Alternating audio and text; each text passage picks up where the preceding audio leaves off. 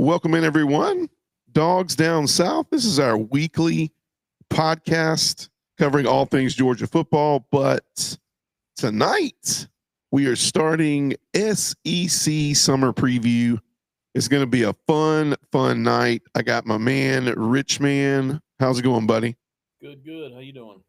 I'm good, man. It is the in the midst of summer here in sunny Florida, and we are experiencing some crazy hot weather, man. And then next thing you know, it's the thunderstorms. It's that time of year, man. How about up there in the Georgia area? We've been having a lot of rain. It didn't rain today. Well, it might have rained a little bit this morning, I think, but it's not bad. Yeah, it's not that hot. I mean, it's not that hot yet. yeah. It's been wild, man. It's a little different than where we grew up, Right, you cut that humidity with a butter knife where we grew up. right, exactly. No, I get it, man. It's definitely it's been weird. I say that here in Florida, like in April, we were receiving like 65s in the morning and then 78s in the middle of the day. And for April in Florida, I was like, we'll pay for that somewhere. And we are paying for that now. So, man, it's going to be a really good night on our weekly podcast. If you are joining us on TikTok, welcome in. We are live, man. So much action from last week's normal podcast. Had a lot of people that hopped in on the short takes and hopped in on the hot takes. I call them short takes, hot takes. And yeah, man, I like it. I like it because I like to really talk about what fans are thinking out there. And we're going to talk about some of those questions, Richmond. But before we do, let's kick it off. So the plan tonight is to start our SEC preview. We're going to start with a couple teams in the SEC, and we're going to work our way through all of them throughout the entire summer. But before we do that, big news in college football, Richmond. The House settlement on the NCAA is huge news. Now, we've been doing some of this already, but I think finally we get some clarity on what it's going to look like. So obviously, the big House settlement was the big news of it was the $25.5 million that the entire settlement was around. Let me get these numbers right. $2.8 billion is the agreement between the NCAA and major conferences and former athletes that allows schools to directly compensate student athletes for their name, image, and likeness. Now, the only thing this basically changes is this kind of levels the playing field, right? So now schools that once struggled to find money to pay players and give the okay to do it, now on top of NIL agreements, whether they're doing commercials or shoe deals or things of that nature, there is direct money that's going to be compensated for student athletes through the schools. So they can allocate up to 20% of their athletic department revenue, roughly $20.5 million, to directly compensate student athletes. What do you think about this? When you saw it happen, I mean, what was your reaction, Rich Man? Dude, I still don't exactly. I don't know. I still don't exactly kind of can't wrap my head around it completely. And I think it's going to take a little while for that to settle out so you can see. What do you think? I mean, I think on top of what was already going on, right? So NIL is huge. I think the House settlement just kind of okays the fact of how money is allocated throughout the system. And I think that it's going to make it's going to make it a little bit gimmicky again, I think. And I think what it's going to happen, Richmond, is teams are just not going to, I mean, doesn't this sound familiar to like 5-6 years ago when teams were just going, okay, well, we're paying players, but we're just not reporting it. They're just not going to report it. Because I mean, at the end of the day, we all know that, and this was my hot take. One of my hot takes for Texas was Texas and Ohio State last few years have spent $40 million on rosters. That would mean that NIL would have to kick in heavily to be able to compensate for what they're doing. Uh, and the other thing that's kind of scary is like, how are they going to enforce it? Like, how do you enforce that? Like, separate from the NCAA, like, how are you going to enforce that in the schools?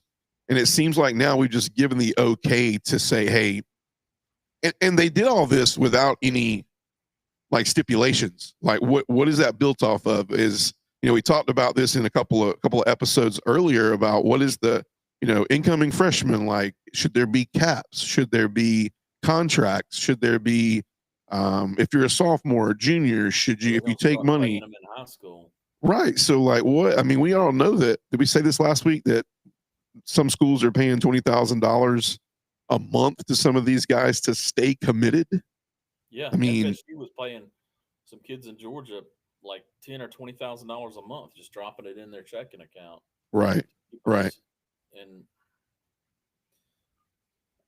you know what? It's a boondoggle. It always has been. I mean, before kids were getting an envelope in the mail every month, every week or every month with $1,000 Amex gift card. Nobody knew where it came from. Yeah, kids had the money, and they were Yeah. expecting it. Yeah, the old They knew Jeremy it was coming. Pruitt. They didn't know who it was coming from, and Yeah, the old Jeremy Pruitt McDonald's bags of cash. That's that was interesting, right? It just, I don't know, man. Like, I think every time you add a layer to this, anytime you add something that has less and less rules, it's just leaving us open to going kind of back to what used to be we were doing. But now we're just saying it's okay, and we're given like a budget, and it's like, we all know with budgets, they're just going to find ways to extend the budget. So it was either we weren't paying players and people were paying players, or now we're paying players, but you can't spend more than this, and then NIL has to kick in at this number, and then now it's just like, well, there's no rule with it. So how are you going to enforce it?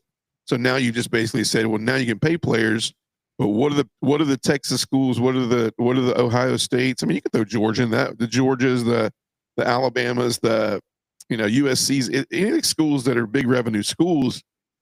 What are they going to do? And I don't want to bring Georgia in this because I don't think, recruiting wise, we've never been really hit with anything like that. But what are they going to do? Just not report it? No, they're not going to report it. And what are you going to say to them?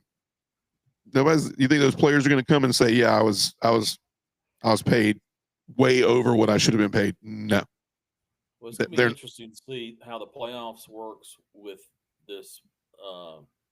Basically, okay to give unlimited sums of money to ball players, and the teams like Texas, Ohio State, Oregon. I guess you can throw Georgia, Alabama in there, but I don't know that Georgia, Alabama can play can generate that much money through NIL like some of these other schools can. Yeah, and where they going to get it from? I mean, ticket sales are already just absolutely out of this world. I mean, I can't. Did you ever think of a day where it would cost you $100 to sit in the end zone in the top 300s of in Athens to see Georgia play Marshall? Man, I remember.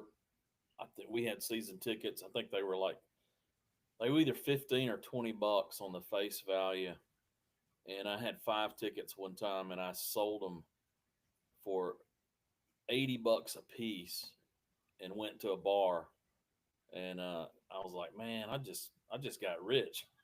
Right. And, dude. I think it was a Clemson game way back when the Clemson game was a real big deal every year. Yeah. But yeah, you couldn't get that now. The Georgia Clemson game ticket. Well, right. I mean, pretty soon, man. Pretty soon, to go to a Georgia game, it's going to be like Disney. You're going to have to be a Georgia resident, and you're going to have to pay monthly towards the chance to even buy a ticket. It's like, no. What's going to be funny is when they push the freaking student body out. Right. Or hey, well, you can have tickets, but your tuition goes up. Yeah, more. I'm telling you, it's like the Disney. It's like you got the levels of what your pass is. It's like, well, you got a red pass. That's lower level. You get like one ticket a year. You can pay this amount of money on your tuition and get this. Then if you get like a white, but if you get the black pass, the black card type thing, you can go to 5 games and you can only be a junior or senior, but your tuition goes up $5,000 a year. It's just nuts, man. Crazy, crazy. I don't know where all this is going. I do know what it is doing. It's causing a lot of strife in the nuts and bolts of what the game is about. The coaches are obviously battling through it. It's becoming a year-round sport. Recruiting is harder than ever. I've seen, just this week, Kentucky lost a really, really key assistant coach to become the GM at Louisville. That. At Louisville. Yeah, that's gonna hurt. And it's like, wow, like what? Like that's crazy, man. And it's just causing a lot of stuff. And I definitely don't want it to be the entire show tonight, but it's worth noting that this is only part 3 of 25 other steps that needs to happen to make all of this stuff make sense going around. But speaking of that, let's hop in. So I got about 2 or 3 hot take from last week discussions that went really in depth, and I want to catch them so that I can make sure and post them back onto TikTok. Got a lot of triggered fans here or there, and I went on and I told you, if you haven't already done so, go catch us. And me and Rich Man went live last week, as well as me and Fish just went live this past week and did a SEC hot take as we kicked off part 2, where we talked about biggest game in the season that every team needs to watch out for. This non-rival, that's a cool episode. I think it's 59. It's up right now on Apple Podcasts. And also, if you're a Spotify user, we're now on Spotify as well as TikTok and YouTube. So make sure you go follow on all those avenues and check it out. But Rich Man, me and you did one, and we talked about a couple things, and Texas was one of them. And I will tell you, the Texas hot take was one of the most hit questions that I posed, and a lot of comments on this one. And I'll give you what the question was. And it's a lot of stirring around the fact that, I said it, SEC gave Texas a red carpet, right? They gave them the schedule they wanted and needed. They gave them, avenues of, SEC media days. It was held in Texas. Just so much stuff the first year rolled out. And they still couldn't win the SEC. Right. I think they got much better. What I call it. What is it? When you get they roll the red carpet out much longer and much nicer for them than they did Oklahoma. And a lot of these fans, and I want you to speak into this, a lot of these fans are talking about how, Georgia, their schedule, and how they played an easy schedule, and how, Georgia's non-conference last year was terrible, and all these other things. Like, talk to me about Texas fans and why are they so just at Georgia and at the whole fact of, I think they're a little salty. A lot of them said, couldn't stop the run. Carson Beck, we couldn't run the ball. The line was terrible.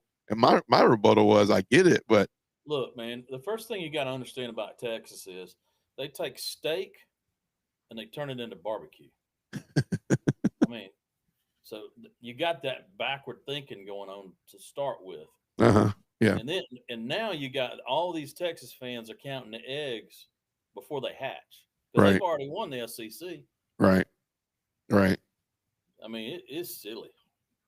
Yeah, and a lot of, Texas is apparently loaded this year, and we're going to preview Texas, not tonight, but we're definitely going to preview Texas. But a lot of fans are just really hung up on the fact that, Georgia it just feels like there's this animosity towards, they felt like they were cheated somehow last year with their schedule and things of that nature. One of the, they had to play Georgia.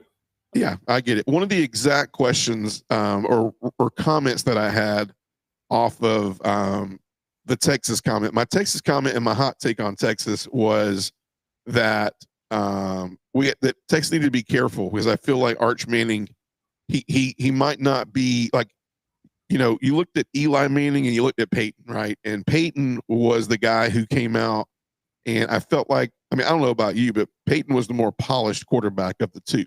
A lot of comments were that, well, Eli, he went and did great things in the league. I get it. But sometimes, you looked at Eli when he played in the league for Ole Miss, and it just was not at the same level as Peyton, right? So I told them, I said, I feel like that we could get that kind of thing where you look at Arch and you go, this is not a Peyton Manning Arch.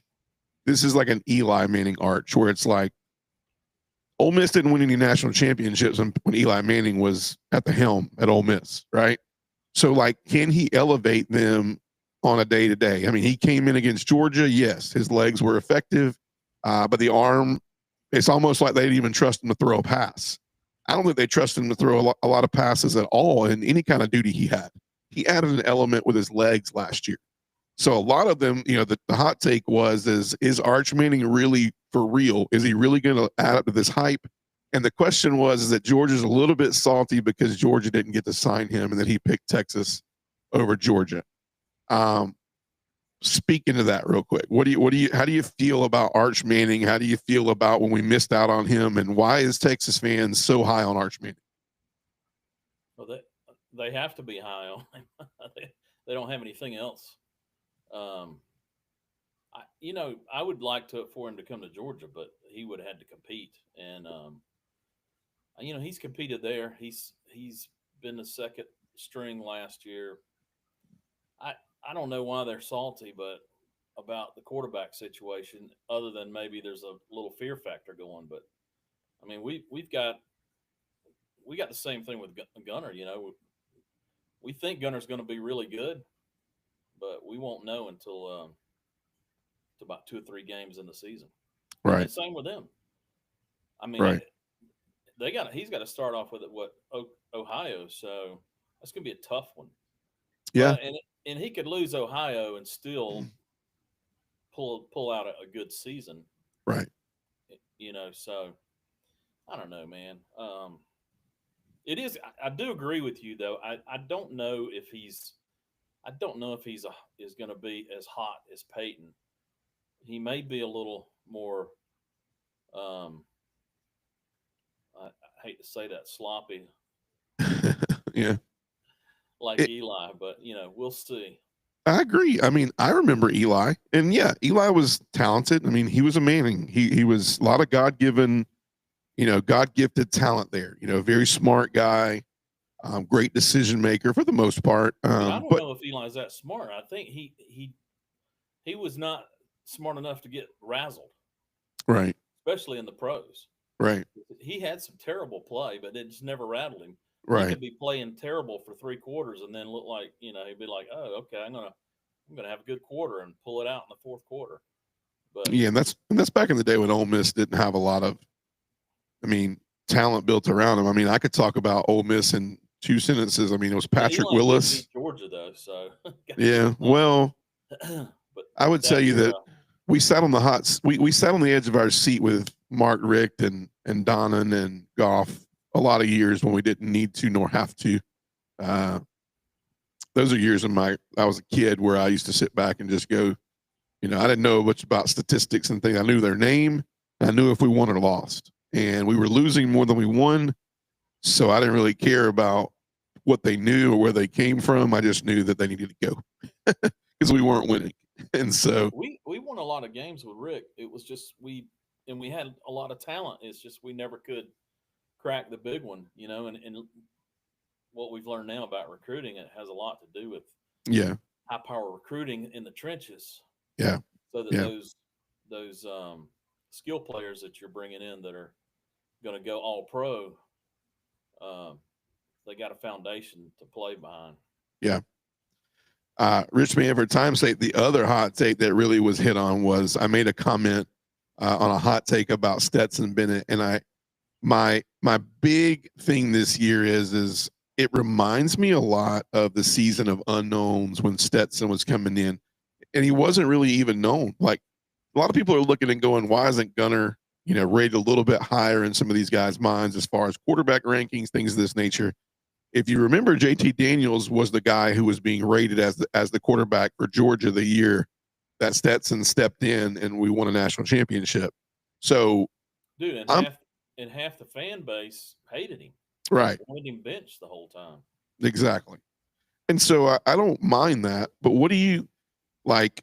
The other hot take that I had was it feels like it has that Stetson Bennett type thing. I think they're a little similar. I think what you don't understand is even though Stetson wasn't kind of a country boy type, gritty, grew up in I don't know. Stetson grew up in southeast Georgia, Pierce County.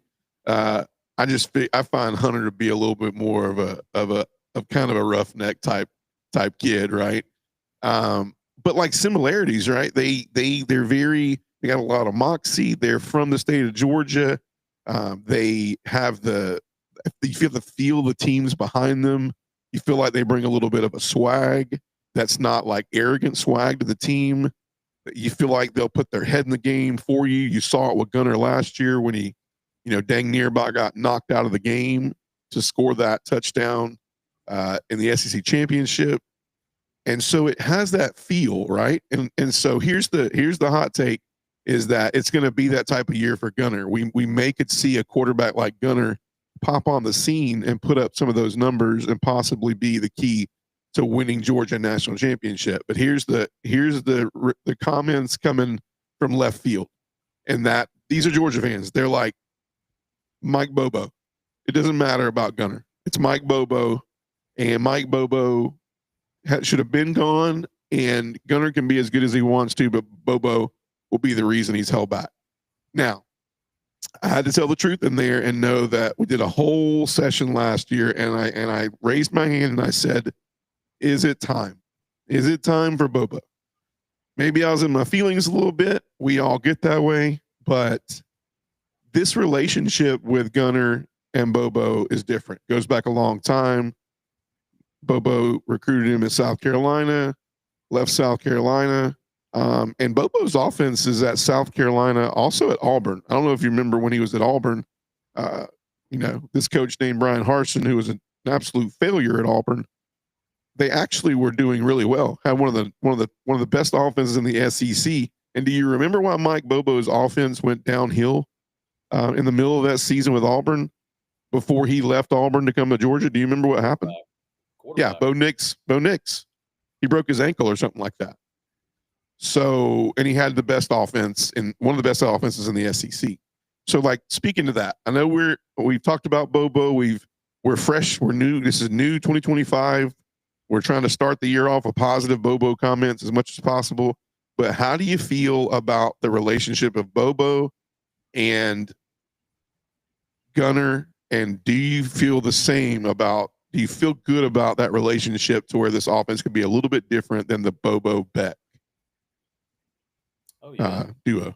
I think the chemistry between the quarterback and Bobo is something that the fans don't really, pay attention to or they don't sense or whatever it is. But, even this new 5-star we just signed, he and his family are like just ecstatic about Bobo. So I think the fan base is really dialed in or clued in on it. Do you feel like that? I mean, look at last year and you look at the inability with the offensive lines sometimes the inability to run the ball. Carson Beck, and we've talked about his relationship with the players and the character. And, you sometimes wonder if he was just a good fit for Georgia in all areas other than just passer, right? Signal caller. Do you feel like that automatically that the team takes a step forward because there's a guy in there that, this guy's he's been running the scout team. He's been in that Georgia locker room for a long time. 100%. It's going to make a huge difference, man. 100%. Right? Yes. And that's going to give a comfort level to Bobo that is different, because you got to think, I don't know if, I mean, what's one of the best things about your best friend? You kind of know, you can finish sentences. You can kind of think about what they're thinking. You can kind of know what the way they want to go with something. I got a feeling last year it was like when those meetings happened and Beck and Bobo got in a room, it was like, I don't think Bobo knew what was going on when Beck left those rooms. He's like, I don't know what we're going to get. I don't know how this meeting's going to translate to the field. I don't know. And don't get me wrong, Beck had some games where it was like, wow. You know, you look at the comeback against Alabama that fell short. You look at the comeback against Georgia Tech, where he just showed so much swagger, right? You look at some of the games where he came out incredibly flat. Ole Miss, UMass. We couldn't run the ball against UMass, and we couldn't stop the run against UMass. But you look at those elements, but like the dividing factor has to be, how many times did Bobo have some of those offensive, meetings, and you walk out and you go, no matter how much those running backs are hunkered down, no matter how much the line we feel like is getting better, at the end of the day, I don't have a piece in that puzzle that's meshing everything well. I mean, just think about this. What if you're the coach and you're having these meetings with your quarterback, maybe some of your skill players? You all know if the offensive line ain't blocking and the receivers are dropping the balls, you ain't got anything. right. You don't, and you're going to talk positive and you're going to think positive and you're going to, but when you get out there and you see the same thing, no blocking, receivers dropping balls, running backs can't get through the holes, I, I know you got to keep thinking that we're gonna break through, but when it doesn't happen, that takes a toll on everybody. Right. Right. And here's And what happens is it's kind of like people just stop believing.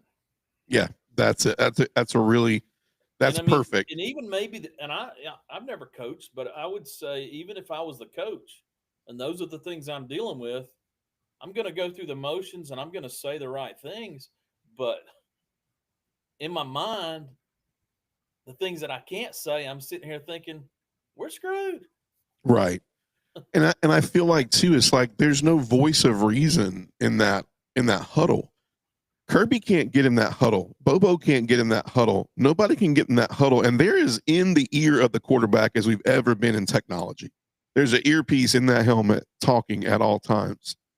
You just feel like the Stetson Bennett's of the national championship errors got into that huddle and he looked and he said, hey, here's what we're going to do. We're going to do this, this, and this. We're going to do it one play at a time. We're going to chop wood and we're going to keep going. I don't think it looked like that last year. I think you got in the huddle and you might have seen a guy who was like, hey, it's all about, I need you to block. I need you to do this. I need to do this so that I can do this, so that I can do that. So that it was very centered on the fact of, if you guys can do all this, then I'll do my job and I'll save the day.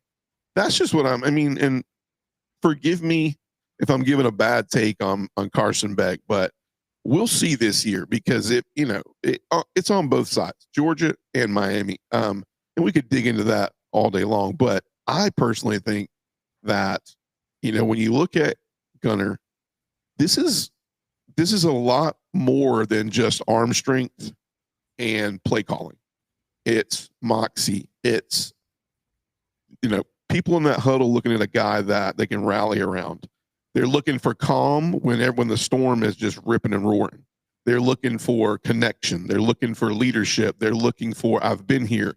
They're looking for, hey, if I feel like this is going to be the right play, it's not because I'm going to be able to do more with it. It's because it's the best call for the team, and I think this is what we should do. And he's going to stand behind it as it was the best call for Georgia, and not to put him in a situation where he could look good and win the game or save the game. So we already saw and heard from some of the players and some of their podcasts that their attitude about Gunner is, man, this is a guy that I would go die in a foxhole with. Mm-hmm. And once you have that relationship and that respect and that camaraderie, that's when good things can happen. And yeah, and that's when things get down, good things can happen. Right. You know, No, I so agree. It's just a it's a dynamic. It's one of the intangibles that everybody talks about that you can't measure. You don't know what it is, but Yeah. it's something, and it's Yeah. very important. Yeah. I agree. If you're joining over at TikTok, welcome in. I see you there, Georgia Dogs 87. Welcome in. Welcome all those Texas guys in. Yeah, I don't have any Texas guys in here right now, but y'all are welcome to join and let us know what you think. Rich man, let's segue, man. Let's start.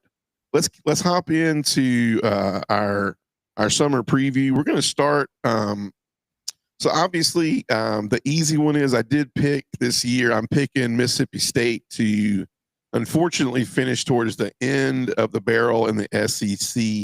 I think there's an over and under possibility of 3 wins for Mississippi State, and we will break their schedule down. But first off, this is a team obviously this year that is year 2 of Jeff Lebby. You have Blake Shapen, who is going to be returning. Obviously, he went out last year with the injury. I think Blake Shapen is going to throw for a lot of yards this year. I just don't know if they're going to be able to stop a lot of teams this year in the SEC. I think there'll be major records broken. But a lot of people are looking and going, how long do they give Jeff Lebby at Mississippi State? And when is Mississippi State ready to win? You've seen Mississippi State make some strides in hiring coaches in baseball this year. They stole the head coach from Virginia. So Mississippi State is ready to spend some money, I think, but I think they're still trying to figure out how to do that. And I think a lot of the house settlement will help them out. But hopping straight in, obviously, key players, right? I think Blake Shapen jumps right out at us as a quarterback this year in Lebby's system that could throw for a lot of yards. They hit the portal really hard this year. And I think it's going to, unfortunately, it's not going to really help them a lot. It's going to help them try to stay afloat because it replaced a lot of players who decided to kind of take their business elsewhere. But I look at wide receiver Jordan Mosley, who's coming in, a big senior who should have a breakout, year this year. Young quarterback last year after Shapen went down, who did a good job. But Shapen's much more involved in the offense. I love Davin Booth, the running back position. I think this offense is going to be incredible. I think the key for Mississippi State this year, when you look at the schedule, is can they stop anybody? Right? We've said it before, and I want you to speak into it. It's not a question of if Jeff Lebby and Mississippi State can score points. The biggest question is can they defend these SEC offenses? Because it's a daunting road for them as we look at their schedule. They open up with Southern Miss in Hattiesburg. That's a tough game. Southern Miss is very much improved this year. And then you got Arizona State, who returns their quarterback and was a team that made a big run last year in Starkville. And then you got Alcorn State, Northern Illinois, and then you got Tennessee coming to Starkville, and you go to College Station. Now, there's some winnable games in there. As a matter of fact, I think your only winnable games are in there, but there's some question marks on which ones of those they can win. Because when you get past the bye week, Florida, Texas, Arkansas, Georgia, Missouri, and Ole Miss is hard. I think there's the over and under for them. I think Vegas has the over and under at 3.5. And if I'm a betting man, this sounds really bad, but I'm picking Mississippi State to break records on offense, but not win an SEC game this year. What's your take a little bit on Mississippi State? And we played them this year, and we played them last year. What's a couple of things that stand out to you about Mississippi State as we preview them for the summer? Yeah, I agree that the defense is going to be the biggest concern for them. I'm pretty sure they'll put points up and do well on offense. I don't know that they'll win 3 games, mm-hmm. maybe 4. I mean, the 4th one would be Ole Miss, just because it's the Egg Bowl, and by the end of the season, who knows what kind of shape Ole Miss will be in. So, Mm-hmm. and that's just kind of a wild card there. But you know, Southern Miss, Northern Illinois, Alcorn State, and that might be their 3 wins. And Northern Illinois might not be a cakewalk for them. Yeah. We talk about the defense. It's not that the defense doesn't have some good returning players. I mean, obviously, throwing some names out there, and they're well-known names for Mississippi State. But obviously, the Georgia fans that are listening to this, they're like, who are these people? And we'll see them later on in the year. But Brandon Mitchell, senior, Nick Mitchell, both linebackers, senior, Brian Lanier at the star, and then Hunter Washington, senior at safety. And then the other safety, Isaac Smith, is a junior. All those players should play contributing roles in on this team this year. But the problem is that a lot of those players are also, a lot of their defense is a patched together defense. And maybe this is the new thing that might be like this for every team every year. Is it's always going to feel like this team's a little more new than it is old because of NIL and the portal. But this is a patched together defense, a little bit more stable offense because Lebby can speak to that, right?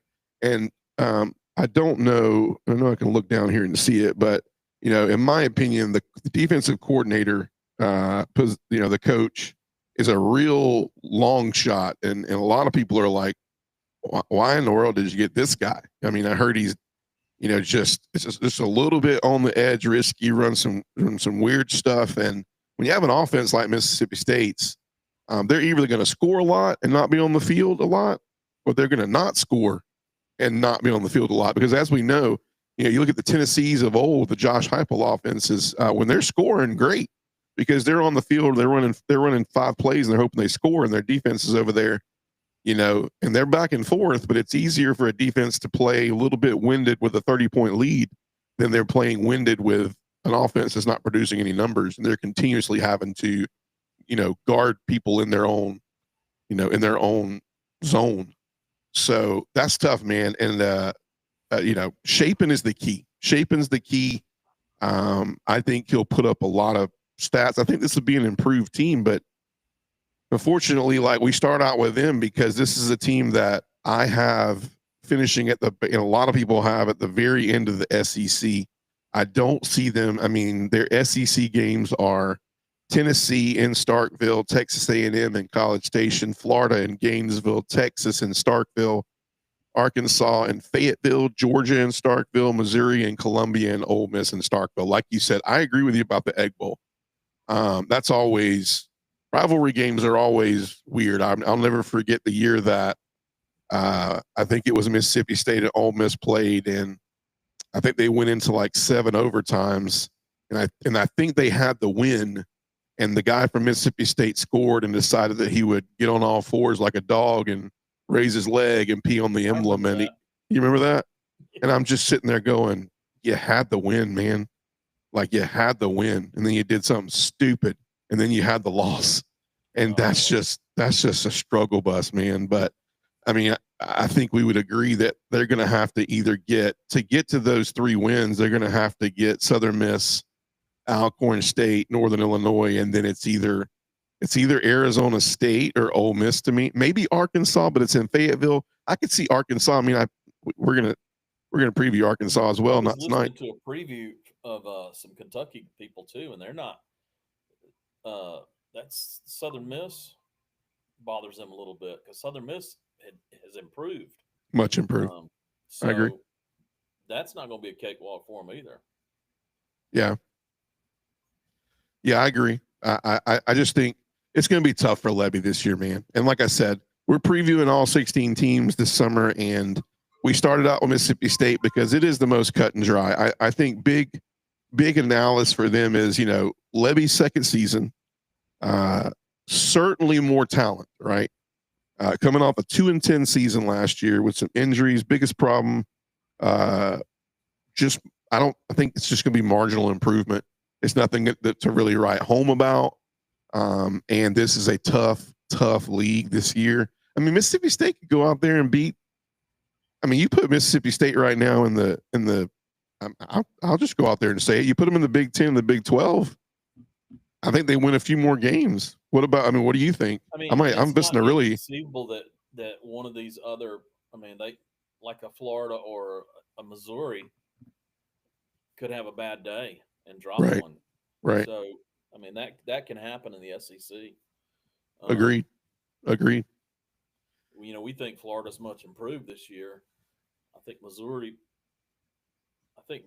is well, I think they've been rated higher than I think I would rate them, but Yeah. All these teams are interesting. This is definitely a year that, as we get into the season, as we look at, what starts to pan out, every week is going to be so crazy wild. I just think there's so many nuances of the college football game that every single week you're going to see teams get better, and the teams that can't get better with the strides and mesh together and get a culture that can live through this portal era, they're going to really fall behind the eight ball. And no matter what talent alone is or coaching alone is, you're not going to win a lot of football games. And we're just expanding and expanding. I mean, we're talking about 16 teams. This is we're very close to 16 teams in the playoff, which is wild, right? crazy. We'll be playing year round, man. So I don't know. Maybe this house settlement will help teams like Mississippi State. You can only hope that. But I do think my final analysis, I'll let you kind of pick this, and we pick every game during the season. So a lot could happen between now and, August, September, once we start seeing Mississippi State play. But I got them at around 3 wins. And if I had to take the Vegas over and under 3.5, I'll have to lean towards the under, because I just don't know if this defense can do enough to score. I think Mississippi State will score, but I think this defense could be a joke this year. And I hate saying that. I don't mean to use the word joke.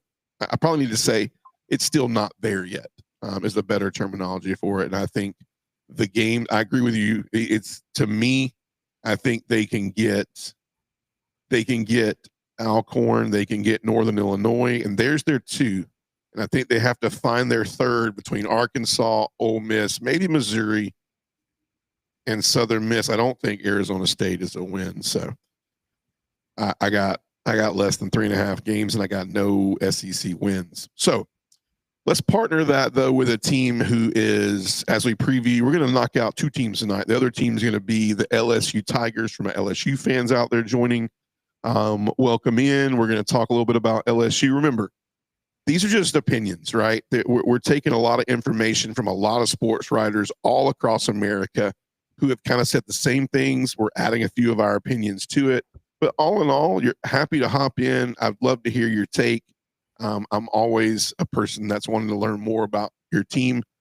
We like to have a little fun over the summer and break away from Georgia football in its entirety and step out there and talk about some of the teams that we could face during the season. And so LSU is a tricky team. This is definitely a team that's picked at the opposite end of the Mississippi State Bulldogs, right?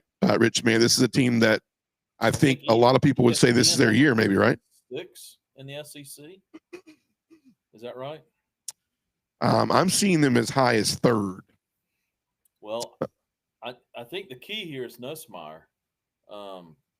If he gets hot and he doesn't throw a dozen interceptions, this is the team that could make a run for the SEC for sure. Yes. I like LSU. This is a tough conference this year. Because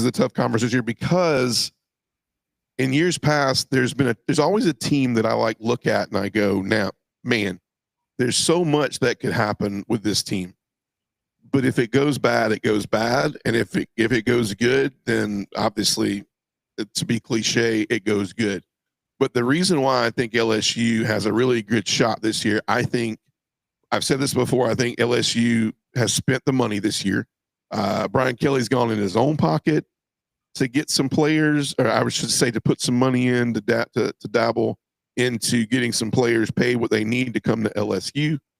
And you just have that feeling about Brian Kelly that is it getting to the point where they got to win soon, or they're not going to believe in this guy, right? He left Notre Dame to come to LSU because he had elite, coaching skills that were just not on display at Notre Dame. And why not come play for one of the biggest and best teams in the SEC now and in the past? And we know LSU has the capability and has the tools to go out and play football well every year.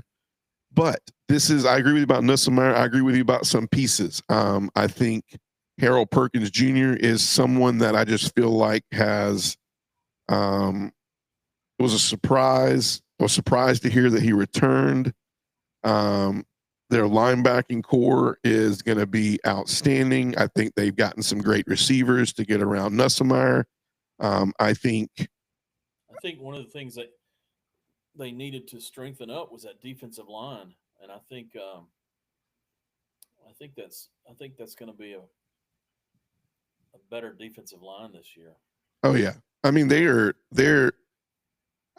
for me they're one of the better loaded defense. I mean look at they spent some money. I mean Jack Pyburn, who I think was a great defensive end for Florida, leaves, goes to LSU. I'm sure he got some money. Pyburn was a thorn in our side when he played at Florida last year. He was around the ball every play last year. You obviously look at Harold Perkins, Whit Weeks. I think Whit Weeks is one of the best linebackers in the SEC. Just really good tackler, really headsy. What I mean by that is a smart. He's always in the play. He's always around the ball. I think the secondary. I think Jordan Gilbert Sr. In that secondary is going to be incredible. And they've done some really. I mean, they have a senior heavy defensive line. This is going to be it has the opportunity to be a really good defense, and it needs to be. I mean, we know what 2 years ago looked like for LSU. It was like, what is this defense? I mean, do you agree? We should sit here and we should scratch our head and go, what in the world is going on with the LSU defense? This is not LSU, because LSU prides themselves on just being very intimidating, very authoritative, and very in control of when people come to that stadium every year, right? And it hadn't been there. It got better last year.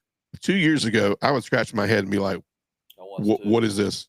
What is even under coaches? They've always had very strong offensive and defensive linemen. Year in and year out at LSU, they've always had great linemen. And 2 years ago, you're right. It was like, what's going on with these guys? Yeah, it's scary. And you look at Brian Kelly, and here's the question: is it the defense, or is it going to be on Nussmeier and clicking that offense? I think it'll be. I mean, Nussmeier is definitely got some. I think he's got some pressure on him this year. We saw him 2 years ago against Georgia, and I think we all said, like, wow, Nussmeier, he came in some mop-up duty, really live arm, really gutsy guy. I think at that time he was a little undersized. But you knew, he was going to be one of those guys that if he panned out and if he worked hard, he was going to definitely be the guy at some point for LSU. Here we are. He returned. A lot of promise on him in the NFL. A lot of people have him very high on NFL draft boards. He's got a supporting cast around him. I mean, I look at people like Aaron Anderson, people like DJ Chester that came in. They've added some spots on the offensive line to kind of pan out that offensive line and the running back room. I like Caden Durham. I mean, there's a lot of good things that are going on with LSU. He's also expected to be in the Heisman hunt. Yes, totally agree. And you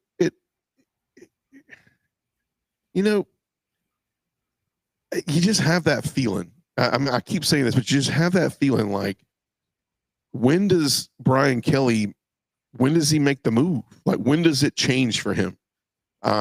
He's been able to blame it on the defense for a little while. He was able to blame it on NIL for a little while. And then he goes in and he's starting to get some pieces of the defense right. He gets some pieces of the offense right. He throws his own money into the pot. And now he's sitting here with, it feels like, a lot of good pieces. This is a team that's picked to finish third by a lot of people in the SEC. Third, fourth seems like that they're saying. I think what they're saying is that a head-to-head LSU Alabama right this year, they feel better about Nussmeier versus Ty Simpson, the receiving core versus Alabama, and they feel like even though if Alabama had a little bit of an edge on defense, if this head-to-head, it's probably going to come down to maybe the edge and advantage comes down to if they play in Baton Rouge or in Tuscaloosa, right? So they automatically probably go with, well, Nussmeier is the more established quarterback. Alabama has a question mark at quarterback, at least until we see it happen. So LSU. So I think that's why they're there. But I think sports writers see Georgia, Texas in that same ballpark, and then they see a little bit of a drop off, but same tier. I think that the four teams in that top tier that the sports writers are looking at is Georgia, Texas, LSU, and Alabama. So, I mean, and you look at LSU's schedule. That's another thing. So when we flip the track, though, LSU, I think, even though there's parts of their schedule that you go, okay, that's a recipe for success. There's also games in there that are going to get them prepared to win late in the year, and that's going to be the biggest thing. I have LSU picked to go to the playoffs, but I don't know if that's enough this year for Brian Kelly. Am I saying he's going to get fired? No, but I'm saying I think if he doesn't win a playoff game this year, he has an unsettling hot seat. That's not like a fireable hot seat, but like more of him being uneasy with being at LSU anymore. Right. Clemson, going to be a great game. Coming out of the box, I mean, everybody's saying this is Dabo's best team he's ever had. This is the Clemson team you need to understand. They're so well put together. They have such great chemistry. Well, we're going to see it early on. Then you get Louisiana Tech. You get Florida in Baton Rouge, Southeast Louisiana. You get Ole Miss in Oxford. And last week, if you guys followed along, I think it was episode 58 that we did last week with Fish. We picked that Ole Miss game to be a defining game in the season, and I'll tell you why. It's because if they can get past Clemson, Louisiana Tech, Florida, Southeast Louisiana, Ole Miss, and Oxford,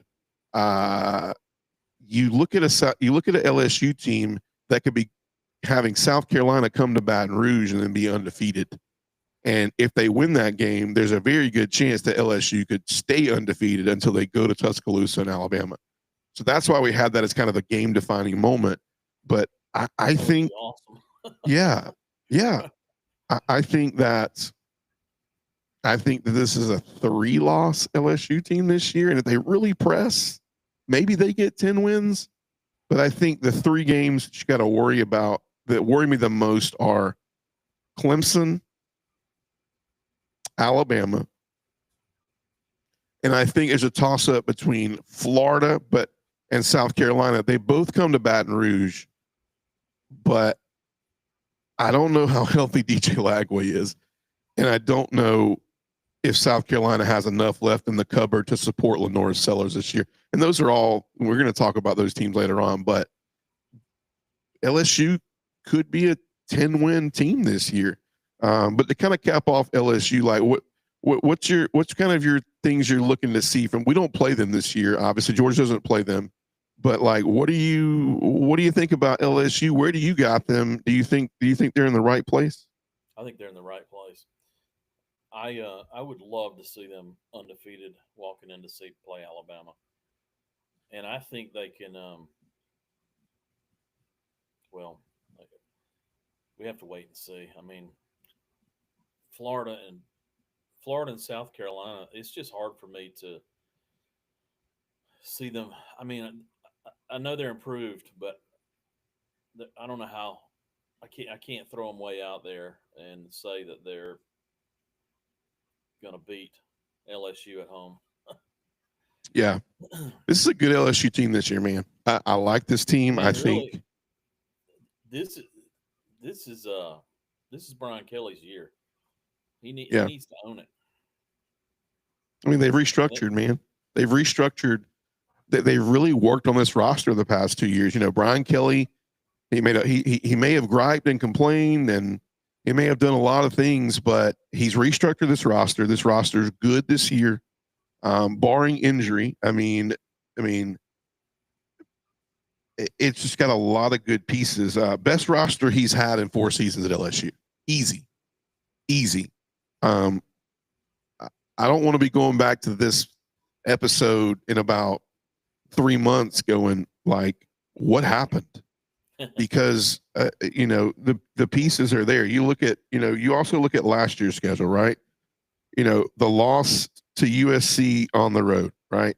And then just the absolute downfall of LSU last year, right? And you look at some of these games, and we're talking about 10 wins, but last year that pivotal stretch of at Texas, Alabama, and at Florida last year, that was back to back to back. They lost all 3 of those games last year. So you have those games spread out this year. You know, you have them spread out, and you have them coupled with a couple of home games in there. I think it's crucial that LSU gets Florida at home. I think it's crucial they got South Carolina at home, and I think it's crucial they have a bye week before they go to Alabama.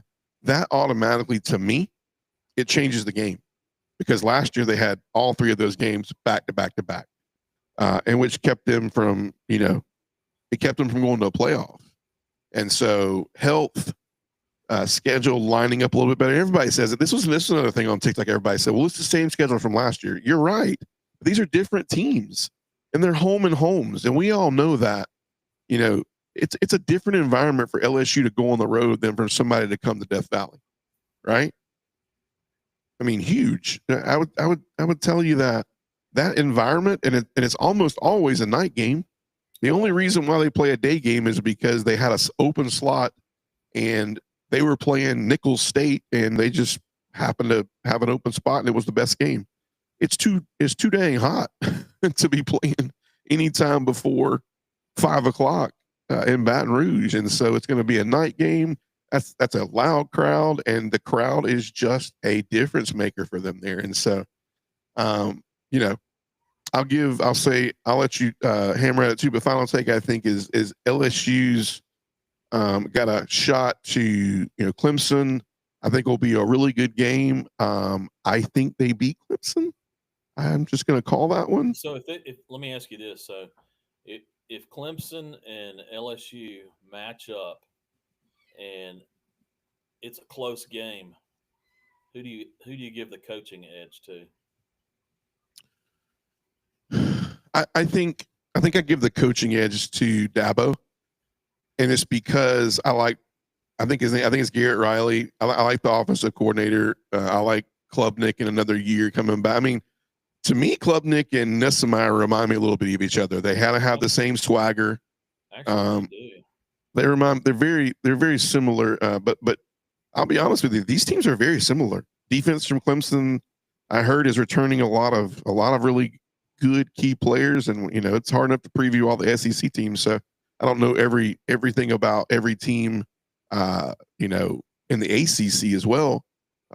We'll dabble in a little bit throughout the year, but that's a good question. I would give it to Dabo. I just think Dabo has a little bit better of a supporting cast. That's the only reason why. But I do think these teams are very similar, LSU and Clemson. But after that Clemson game, I mean, it's spread out enough. I think here's a question for you. Do you think LSU with 3 losses makes the playoffs?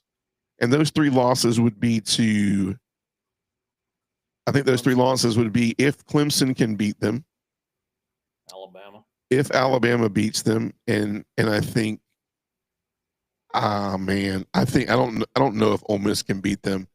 My coin toss game is that South Carolina game in Baton Rouge, Illinois Sellers. Like, can he cause enough problems for the LSU defense with his legs and his arm this year? That's a hard game for everybody this year. South Carolina is definitely a sleeper team this year, and that we'll have a lot to say about them. But do you think they can get to a playoff with 3 losses?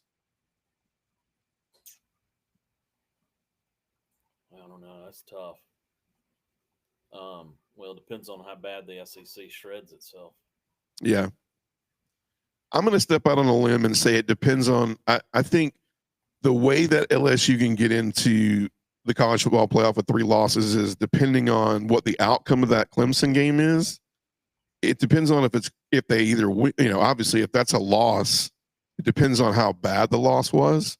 But if it's a win and they get 3 losses, that means the other loss would have to come from Florida, Ole Miss, or South Carolina, Alabama. I do think Alabama's a loss. And we don't really know anything about Oklahoma. We haven't seen Mateer, and we're going to preview them, but the new OC from Washington State in there, and we don't know what kind of team they're going to look like, but it's tricky, man. I do think there will be an SEC team or 2 that could get into this playoff with 3 wins, especially if it goes to 16 teams.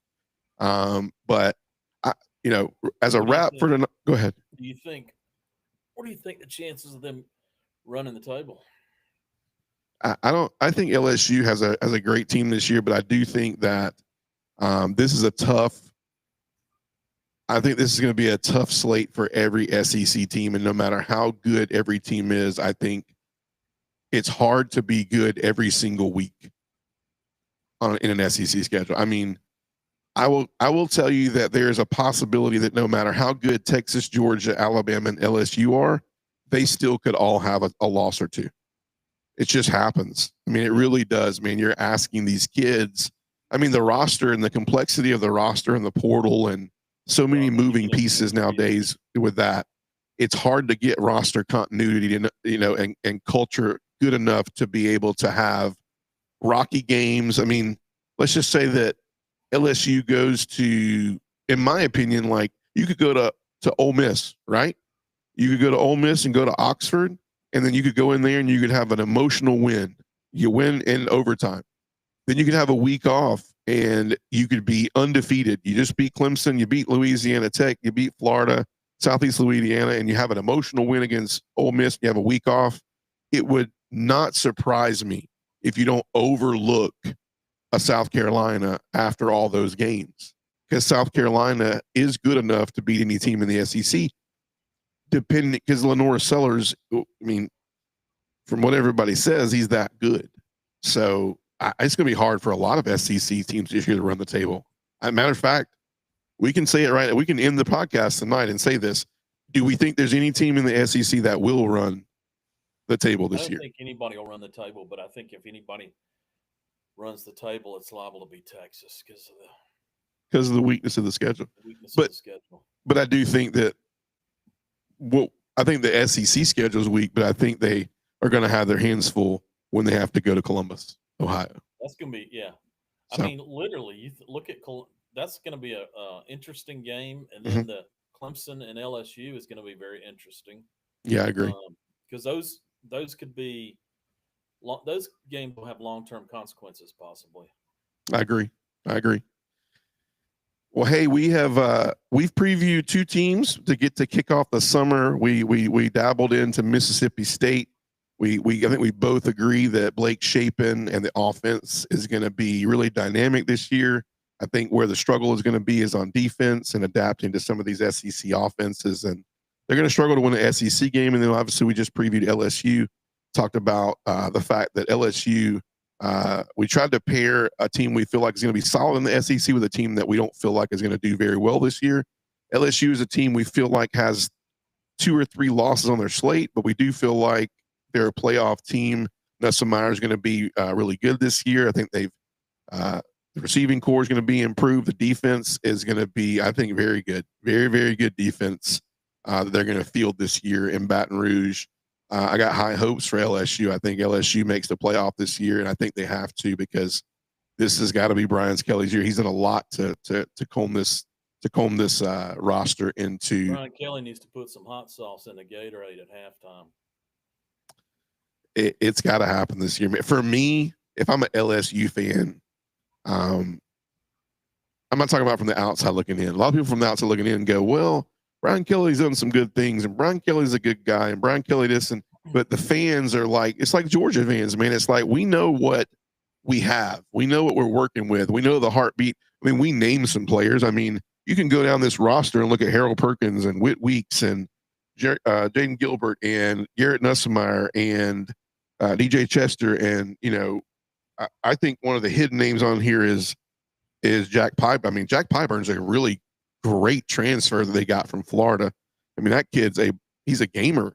His defense is going to be really good. But at the end of the day, man, it just seems like there's part of the year every year that there's a culture I call it there's a weary culture moment every year with Brian Kelly and LSU where he goes to the podium at some point in time in the year, whether it's a tough loss or a close game that wasn't supposed to be that. And I think he just kind of levels somebody or his team in some area or throws somebody under the bus. And he's a Yankee, man. He's going to do that. They need to do that. When he did it against Ole Miss last year and they lost in OT, I want you to see what it got him. It got him 3 straight losses out of 4 of the last games. So you can tell, man, like we're in an era where players aren't responding to that as much. Maybe not.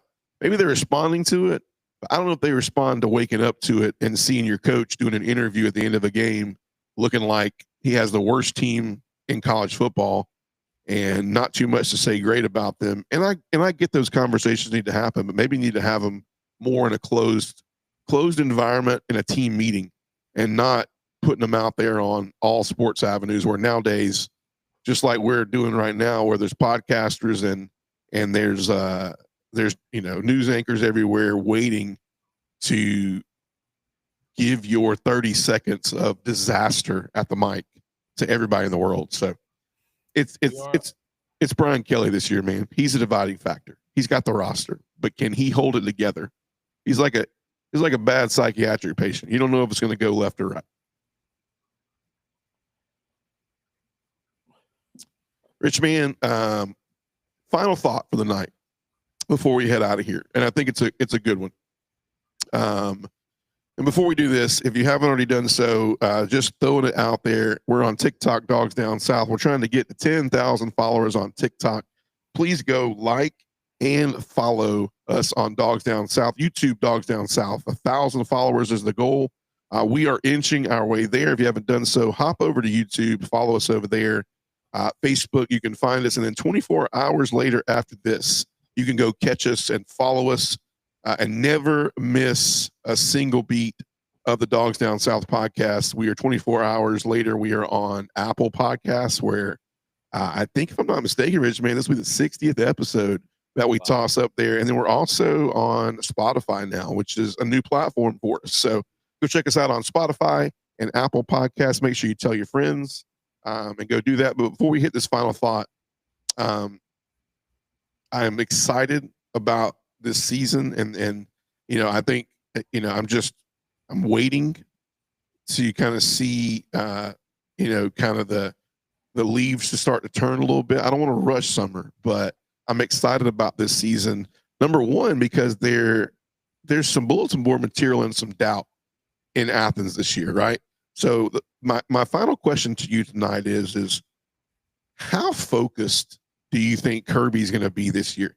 There's a lot of questions last year about how he was taking on a lot of this offensive line and Mike Bobo talk and can't stop the run and, injuries and this, that, and the other. Like, I know I said this last year. I feel like I feel like Kirby's going to have, and he's already showed it. He's having a little more like a Jekyll and Hyde type moment this year where he's like, I think he's back to the old Kirby, if I can say that freely. Back to the old Kirby. It sure is. And it started right after the season was over. Because I've mentioned that a couple of times, I think. But he's gotten some fire in his belly. I agree. What do you think the biggest, like the things he's tackling this summer, what do you think the biggest things that have him fired up?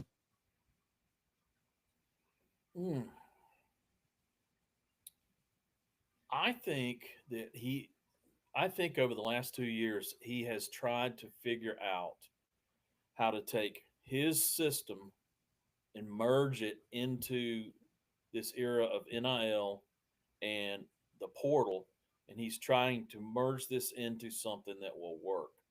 And I it seemed like the last 2 years he was Mr. Congeniality, and this year he's just come back with some fire in his gut, and Yeah. I think that he's really focused on trying to put all the pieces together and figure out a system that's going to work. You know, because he spent his whole life learning from Saban how to create a system that's going to perform at a Yeah. high level and produce championships. And I think he's trying to, he's trying to figure out how can I take that and merge this into this new era and do the same thing. Yes. I'll be Yes. honest. I think if he's not happy with his performance, probably over the next 2 or 3 years, you're probably going to see him step down. Mm. That's tough, man. That's tough. I mean, you just think about it. I mean, the coaching has got to be the toughest job. Coaching in the NCAA right now has got to be the toughest job there is because of these new variables, the NIL and the portal, and Right.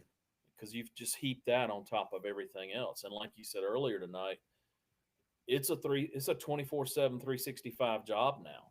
They Yeah. really don't even get a break. Yeah. And so it's even intensified more. Yeah. And so I think that he's trying to merge this system with the old system and see if he's going to have success. Yeah. I will tell you, I 100% agree with you, and I'm glad you said those key things. I will, I'm worried about that too. Like I worry about Kirby sitting there going like, when is enough enough? And I think that's why you see him trying to enter into these conversations like Saban used to do and go, look, guys, we got to keep the main thing the main thing. We got to make sure that we're understanding where we're going, what we're doing, and the temperature of the NCAA and the SEC moving forward. But I'm gonna tell you what I think the biggest key take this year for Kirby is. I think he's gonna have to keep the right voices at the right volume. I think he's gonna have to make sure. I mean, he does a great job with social media, but have you ever seen him entertaining social media as much as he has in the last 2 months? I know he went on to an episode with Paul Feinbaum. Feinbaum mentioned about his predictions and what he said about Gunner, and he asked him at the coaches meetings. He said, "I don't know if you've seen the clip," and Kirby quickly said, "He said, oh, I've seen it. I've seen it. I'm well aware." And I think when you look at that from Kirby, it's like in years past he would have been very aloof to that, right?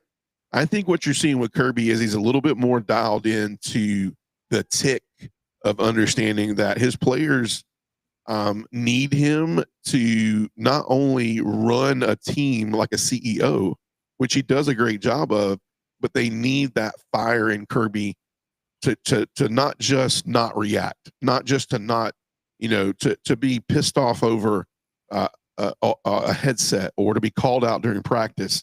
Just be in there. I mean, one of the things that Saban did so well is he still coached the defensive backs when he was.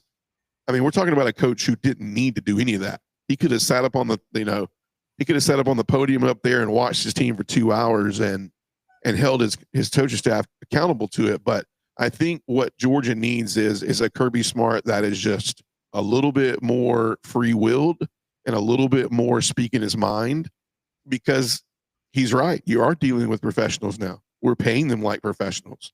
So the interest level of what you need to come prepared with is at a professional nature. And I think the more he resonates that through practice and the more that they can buy into the fact that they are professionals and they're making more money as 18, 19, and 20, 22, 21-year-old kids than some people are making in the middle of their careers with 5 and 6 year degrees. I think they need to understand that it's time to be ready to be coached hard and to be held accountable at a high level. And I think Kirby's going to do that this year. He sees where his accountability lies. I think that there'll be a little bit tighter strings this year. I think when the offensive line isn't blocking up to the standard, I don't think Stacy Searels is going to get a knock on the door or a text message this year. I think he's going to get, excuse my language, his tail ripped this year. I think that when the secondary gives up, and it was happening last year, but not at the level of I think what Kirby really could do.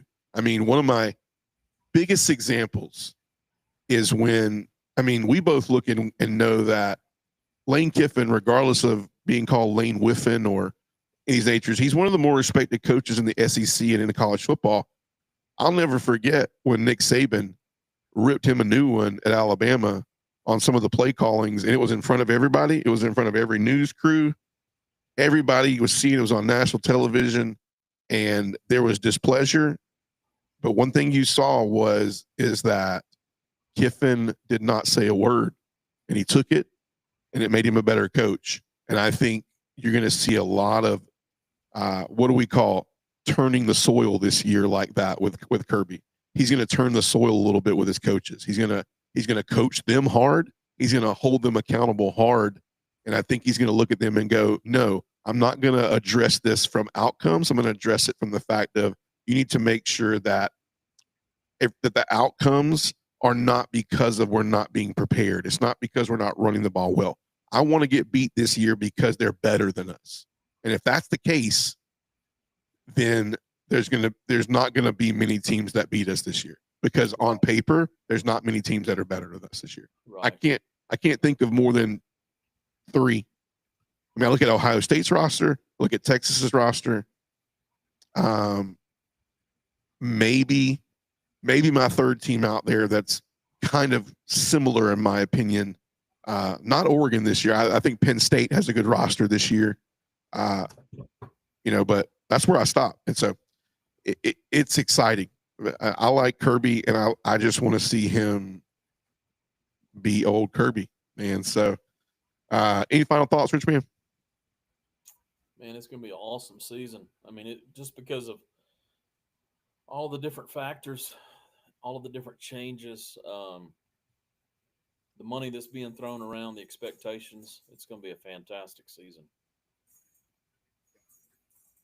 Totally agree, man. Totally agree. Hey, man, I enjoyed it. Really fun time. We're starting off with a bang, man. Mississippi State and LSU down. We got 14 teams to go.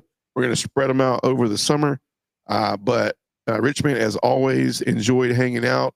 Everybody who hadn't done so, go and follow us on all levels. Help support us. Get us out there. Not because we want to be popular, man, just because we just like talking football. I want you to be involved, and I want to hear every opinion you got. And I want to hear you back up your team, because this is the summer to do it, because I'm here for it. I'm here to hear it because I want to support you guys. Just like I say, Mississippi State, every sports writer out there has them at the end. Tell me why they're not. I like LSU. Tell me why LSU is going to win the national championship. I'm here for it. Would love to hear about it. But for myself and Rich Man, and for all the followers of Dogs Down South, you guys have a great evening. And as always, go Dogs. Go Dogs. Man.